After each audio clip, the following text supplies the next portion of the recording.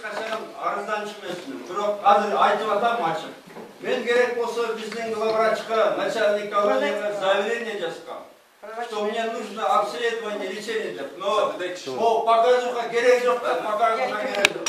Қазір адвокат арқылы сотқа мына екі документті берем.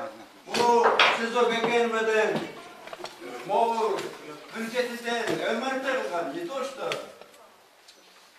Мен бұл сөздерді айлажақ айтып атамда, мен симулянт емеспін. Бірақ маған ол показуға қалып, камерадан барып бір чиновниктің кабинетінен 5 кіші шығып, медосмотр қылып, ұятта. Негізі мұндай, вы знаете, меня хотят выставить симулянтом. Дайте 2 минуты, Дайте слово. Показывается от показухи. И второе, вы знаете, вот этот Маусот, был позор это. Позор!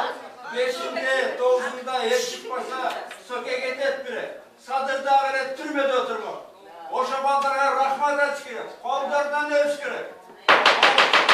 Это позор, если бы 5-го, 9-го, разве Соке отдал бы вас Садыру? Эй, bu Soke Sadır'dı suyup berek yok da birlikte. Korkkandan verdi de, ama pozor oldu. Bu yerde başkalara duruş gerek. Жаңағы қанша кіші жарақат алды. Анан кейін бұл позорда.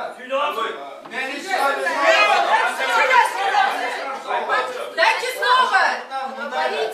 Дело в гуманность суда. Дайте слово. Менің сотқа да таржы жоқ, потому что это марионетка. Их дергает за ниточки. Это цирк марионеток. Жақта отырады, оларды жеңінен тартпай отырады. Бұл позор негізі. Бет деген табақ болып қалып тұр да береді. Бет табақ, бетон болып қалып тұр, ұятты.